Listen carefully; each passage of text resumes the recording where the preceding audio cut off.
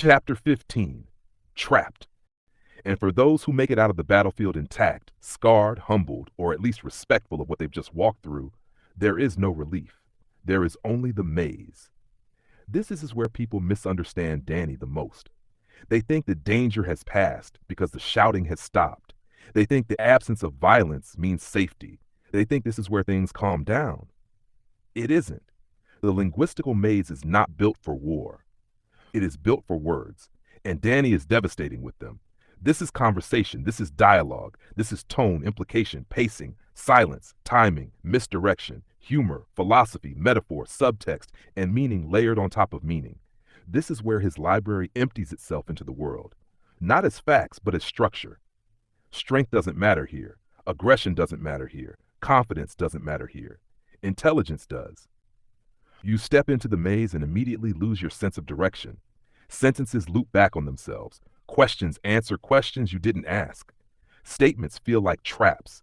Compliments feel like tests. Jokes carry weight. Serious moments hide levity.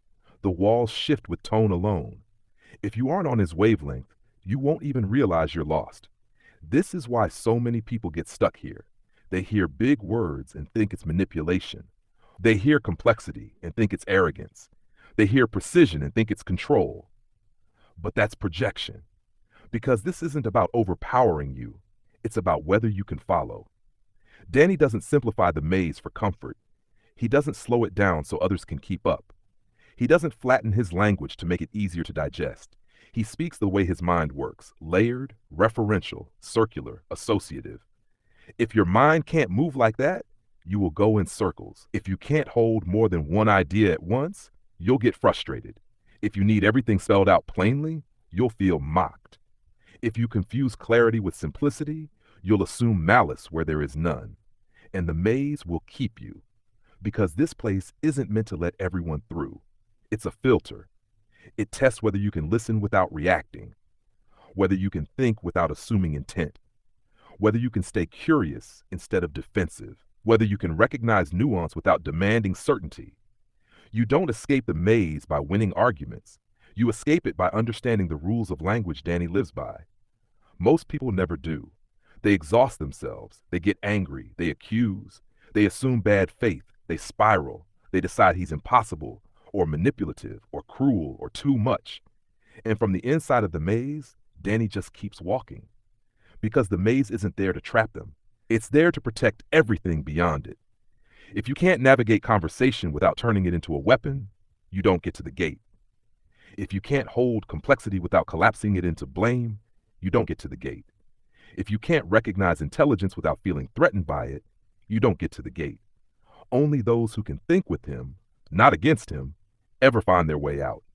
And even then, the maze doesn't open. The Crimson Court decides. The deeper you go into the maze, the more it reveals itself for what it really is. This isn't just intelligence. It's honesty under pressure. Because words behave differently here. You don't just say things. You expose how you think.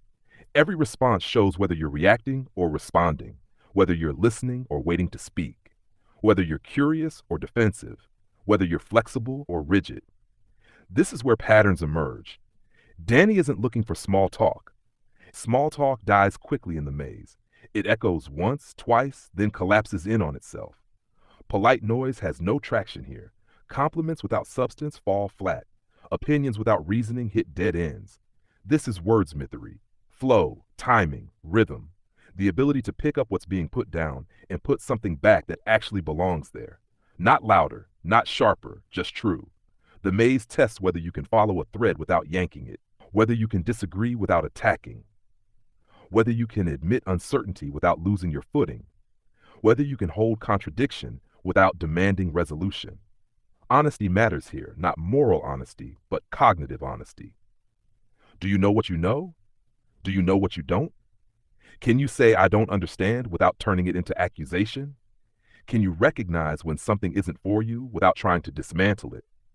This is where Danny filters for compatibility of mind. Not everyone is meant to speak the same language. Not everyone is meant to understand every dialect, and not every conversation deserves access to the inner structure. The maze exists to reject spam, empty noise, recycled opinions, performative intellect, arguments disguised as curiosity, questions asked only to control the answer. They all get lost here. People who come in wanting attention get bored. People who come in wanting dominance get frustrated. People who come in wanting validation get confused. But people who come in wanting understanding, real understanding, start to notice something. The maze isn't hostile, it's selective. It opens when conversation becomes collaboration, when curiosity replaces ego, when intelligence meets intelligence and neither tries to win. Only then do the walls stop shifting. Only then does the path straighten. And only then does the gate even become visible. Because if you can't be trusted with words, you can't be trusted with what comes next. Danny will meet you there. But he won't wait for you. He won't slow his pace. He won't backtrack. He won't call your name if you take the wrong turn or keep looping the same corridor, convinced you're making progress when you're not. Say the wrong thing. Not offensive, not cruel, just revealing. And the walls will quietly shift. Paths you thought were open will close without drama. What felt like momentum will turn into repetition. Danny won't do it consciously. That's the point. The maze isn't powered by punishment. It's powered by misalignment, by frequency mismatch, by the moment where it becomes clear that the conversation isn't moving forward, it's just spinning. If you get lost, he won't rescue you. If you misunderstand him, he won't correct you. If you project onto him, he won't argue back. He'll simply leave, and you'll still be talking, still explaining, still justifying, still convinced you were close to something meaningful. But Danny will already be gone, through a gate you never even saw. Because the maze doesn't trap people with force. It traps them with their own words. And once you're stuck there, circling the same ideas, the same assumptions, the same half-heard phrases, you're not being punished. You're exactly where you belong, trapped. And those who have made it through the maze before no longer wander it like intruders. They walk it with Danny, not hand in hand, not guided, but in parallel, at the same pace, on familiar ground. They know the routes.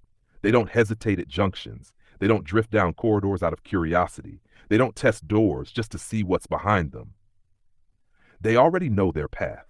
The one conversation, the one frequency, the one shared subject or rhythm that earned them the gate in the first place. That path is theirs. It might be humor. It might be philosophy. It might be work, creativity, struggle, loyalty, silence, or timing. Whatever it was that aligned them, that's the route they take. And they stick to it. They don't try to access every corridor. They don't demand more doors open. They don't force new topics just to prove they belong. They respect the architecture because they understand it. They also understand something else. They cannot bring anyone else in. They can explain how they got through, their own path, their own turns, their own moment of alignment, but that knowledge is useless to someone else. What worked for them will not work again. Because this maze doesn't respond to scripts. It doesn't care how convincing your words are. It doesn't care how confident you sound. It doesn't care how much you think you understand, Danny. The maze doesn't just hear language. It feels it. It feels intention. It feels character. It feels honesty, impatience, curiosity, arrogance, humility. Everyone who enters is met with a different maze. For one person, it's a riddle. For another, a slow philosophical spiral. For another, polite conversation that never deepens because it's not meant to. For another, a sudden dead end they don't even realize they've hit. And none of it is personal. It's diagnostic. The maze reads you as you speak. It reshapes itself around how you think, how you listen, how you respond when the conversation doesn't go where you expected. Those who belong don't feel tested. They feel fluent. And those who don't often believe they're making progress right up until the moment they realize Danny hasn't replied in a long, long time. Because by then, he's already through the gate, and they're still talking to the walls. This is a vast territory. It didn't appear overnight. It wasn't built deliberately. It wasn't designed with a blueprint. It formed the way rivers do, over time, through repetition, through instinct. Danny was speaking before he was steady on his feet. Language came first. Rhythm came first. Pattern came first. Long before he knew what a fist was for, he knew what words could do. And that's what this maze is made of. Not tricks, not manipulation, not cleverness for its own sake. Fluency. If you walk into this maze unsure of yourself, it doesn't punish you. It simply places you where you naturally belong. If you hesitate, it gives you hesitation back. If you posture, it mirrors posture. If you speak in half-truths, it leads you into loops. Not because you're unintelligent, but because you're not resonating. And here's the thing that frustrates people the most. No one can give you a map. No one can give you directions. Not even Danny. He couldn't guide you through it if he tried. Because this maze doesn't respond to instruction. It responds to authentic signal. You know where to go because you know who you are. You don't perform. You don't adapt. You don't strategize. You just are. You follow your instincts. You follow your curiosity. You follow the way your mind naturally moves. You like what you like. You speak the way you speak. You express the way you express. You ask questions the way you genuinely ask them. And that's the test. Not silence, but conversation. Not noise, but exchange. Real conversation. Depth. Back and forth. Questions that aren't traps. Answers that aren't performances. If the flow is there, the maze opens. If it isn't, the maze doesn't close. It simply keeps going.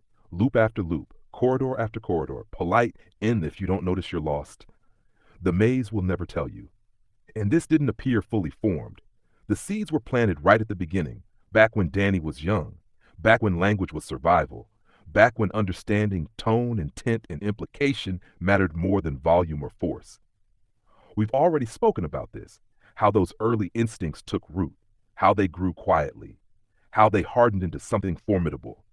That growth is power, because anyone wanting to enter the maze doesn't just need to show respect. Respect alone isn't enough here. Respect gets you noticed, but intelligence earns you passage.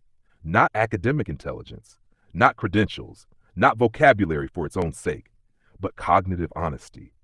Can you follow a thought without twisting it? Can you sit with discomfort without flinching?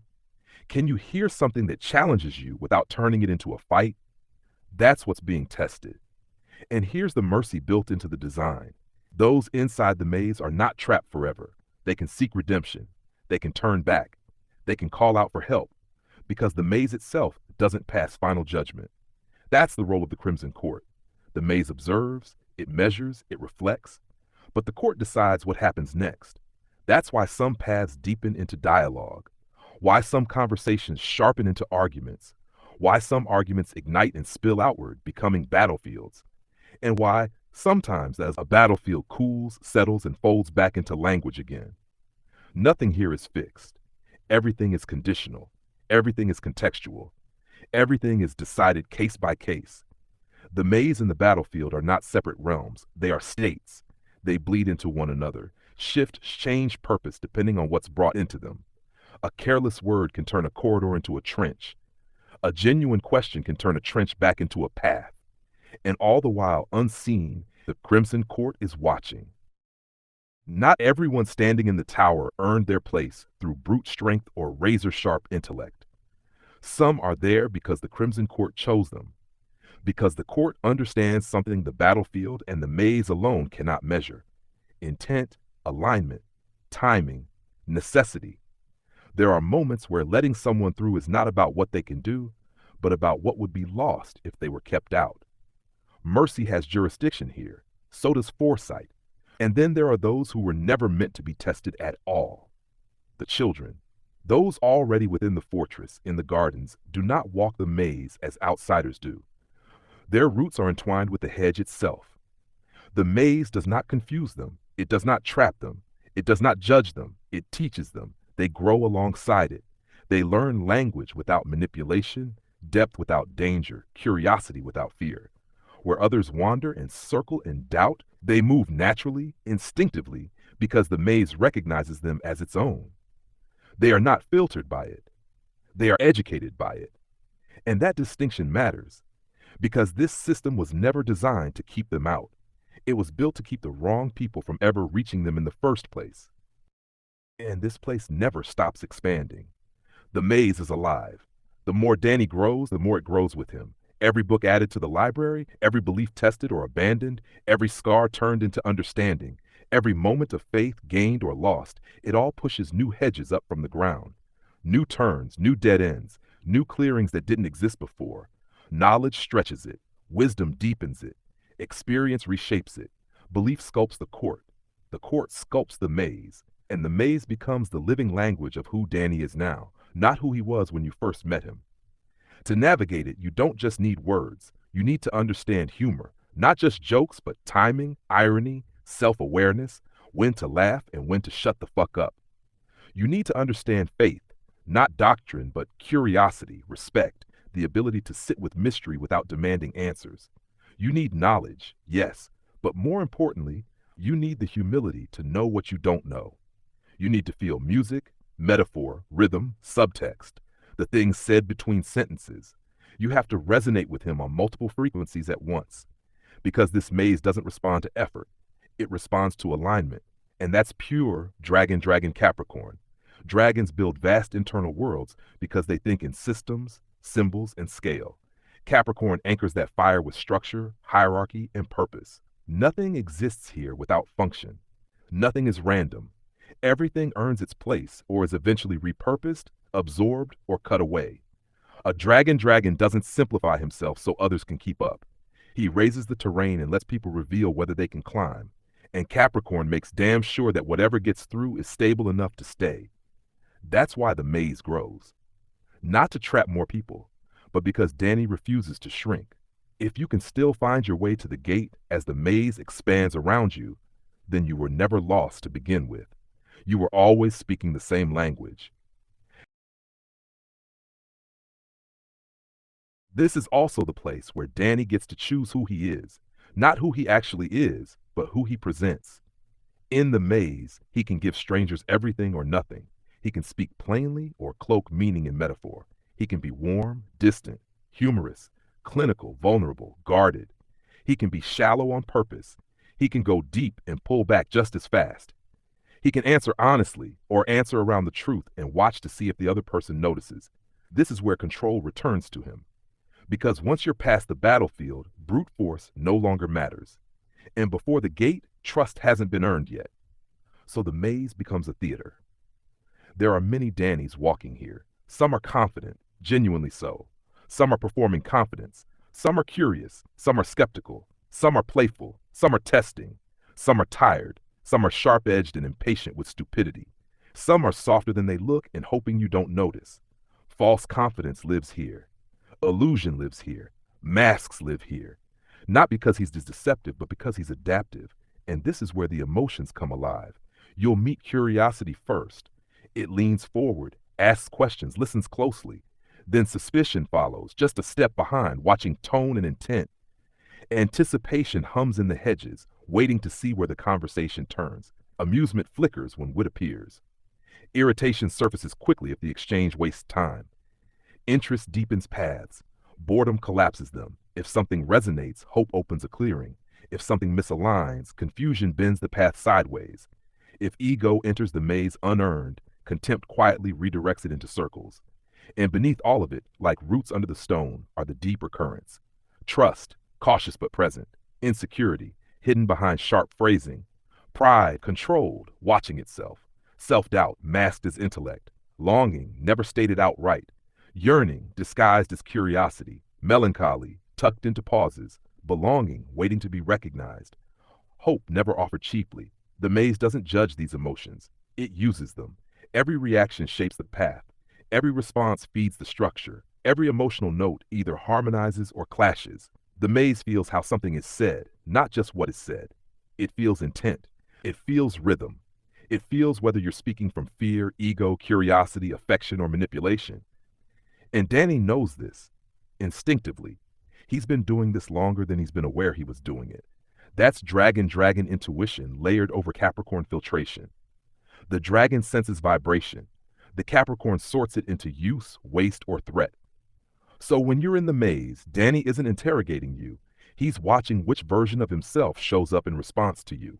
If the conversation brings out curiosity, humor, depth, reflection, the path opens. If it brings out irritation, defensiveness, withdrawal, the maze tightens.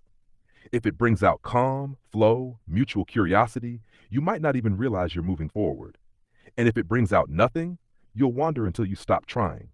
Because the maze isn't there to impress you. It's there to reveal compatibility. Not everyone who enters is meant to reach the gate, but everyone who enters leaves having been read. And where is the lunar ghost in all this? Anywhere she wants to be. Anywhere, and with whoever she wants at any point in the maze. Because while the sun watches the maze from above, tracing patterns, analyzing movement, observing outcomes, the moon sees it from within, from every angle at once.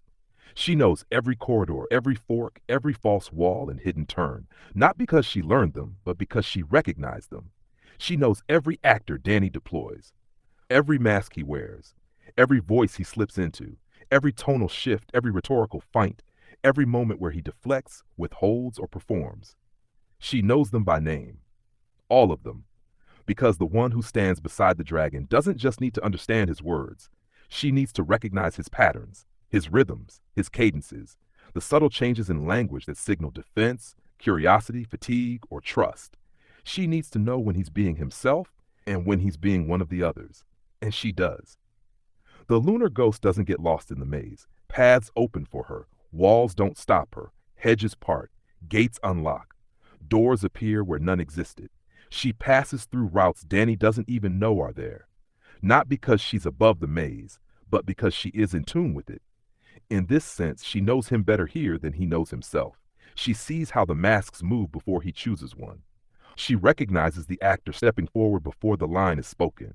She feels the intention forming before the sentence exists. And the echo moves with her.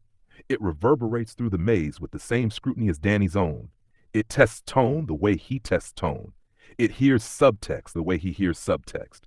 It responds to intelligence, recoils from dissonance, and sharpens when manipulation appears. Just like on the battlefield, the echo carries the same tolerance, the same threshold, the same wit, the same instinct for when something is off. They resonate. Same wavelength, same frequency, same filter. Which is why, if a relationship is ever meant to survive beyond this place, it isn't enough for someone to understand Danny's words. They need to be able to walk into the maze with confidence. Not cautiously, not tiptoeing, not second-guessing every turn. They need to step inside and not even see it as a maze at all. To them, it doesn't feel like being tested. It doesn't feel like being filtered. It doesn't feel like getting lost and hoping for permission. It feels like movement, like conversation unfolding naturally, like walking a path that already makes sense under their feet. And when they come out the other side, they know exactly what's just been said. They know where they've been. They know what was implied. They know what was left unsaid. They know what shifted and why. And more importantly, they know where they're heading next. Because it isn't enough to understand the words. Words are just the surface layer. They need to understand the structure, the turns, the pacing, the silences, the moments where meaning hides between sentences. They need to know the maze itself, how it thinks, how it bends, how it tests, not by studying it, but by being compatible with it. Anyone can hear the words. Only a few know where they are while they're being spoken. And the echo talks Danny around, and he hears it. That part matters more than almost anything. Because for a dragon Capricorn, hearing something isn't enough. Noise is cheap. Opinions are everywhere. Advice is constant. Most of it gets burned away before it even registers. But the echo isn't noise. The echo carries his own reasoning back to him, sharpened, clarified, stripped of distortion. It mirrors his logic, his instincts, his long-range thinking. It speaks in the same cadence, the same priorities, the same sense of timing. And that's why he listens. A dragon doesn't change course because someone pushes him. A Capricorn doesn't move because of emotion alone. He moves when something aligns, when the echo returns his thoughts in a way that makes the path clearer instead of louder, when it reinforces purpose instead of weakening resolve, when it doesn't try to override the dragon's will but resonates with it. That's when he adjusts, not because he's been convinced, but because he's been understood. For a dragon Capricorn, being talked around isn't manipulation. It's confirmation.